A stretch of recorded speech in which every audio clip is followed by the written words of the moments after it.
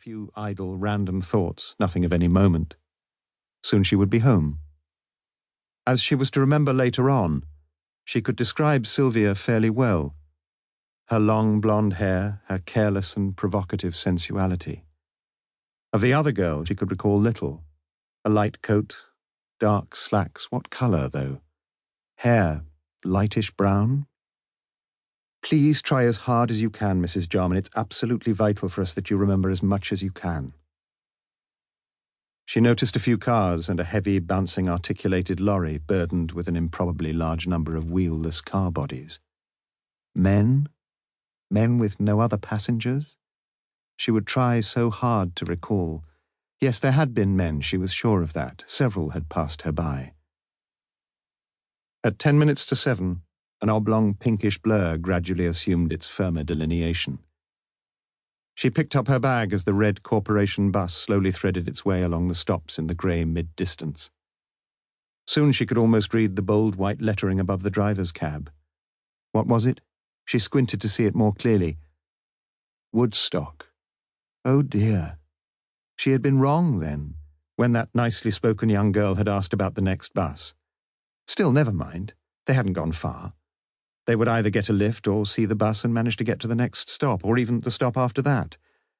How long had they been gone, Mrs. Jarman? She stood back a little from the bus stop, and the Woodstock driver gratefully passed her by. Almost as soon as the bus was out of sight, she saw another, only a few hundred yards behind. This must be hers. The double-decker drew into the stop as Mrs. Jarman raised her hand. At 2 minutes past 7, she was home. Though a widow now, with her 2 children grown up and married, her pride and poverty semi-detached was still her real home, and her loneliness was not without its compensations. She cooked herself a generous supper, washed up, and turned on the television. She could never understand why there was so much criticism of the programs. She herself enjoyed virtually everything, and often wished she could view 2 channels simultaneously. At 10 o'clock she watched the main items on the news, switched off and went to bed. At 10:30 she was sound asleep. It was at 10:30 p.m. too that a young girl was found lying in a Woodstock courtyard. She had been brutally murdered. Part 1. Search for a Girl. Chapter 1. Wednesday, 29th of September. From St. Giles in the centre of Oxford, 2 parallel roads run due north like the prongs of a tuning fork.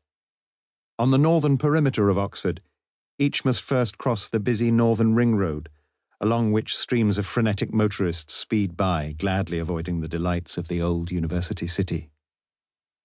The eastern branch eventually leads to the town of Banbury, and thence continues its rather unremarkable course towards the heart of the industrial Midlands.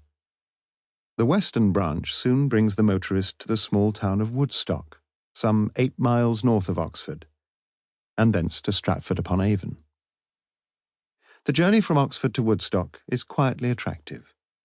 Broad grass verges afford a pleasing sense of spaciousness, and at the village of Yarnton, after only a couple of miles, a dual carriageway with a tree-lined central reservation finally sweeps the accelerating traffic past the airport and away from its earlier paralysis. For half a mile immediately before Woodstock, on the left-hand side, a grey stone wall marks the eastern boundary of the extensive and beautiful grounds of Blenheim Palace, the mighty mansion built by good Queen Anne for her brilliant general John Churchill, 1st Duke of Marlborough. High and imposing wrought-iron gates mark the main entrance to the Palace Drive, and hither flock the tourists in the summer season, to walk amidst the dignified splendour of the great rooms, to stand before the vast Flemish tapestries of Malplaquet and Oudenarde, and to see the room in which was born that later scion of the Churchill line, the great Sir Winston himself, now lying in the once peaceful churchyard of nearby Blaydon village. Today, Blenheim dominates the old town, yet it was not always so. The strong grey houses which line the main street have witnessed older times, and could tell their older tales, though now the majority are sprucely converted into gift, antique and souvenir shops.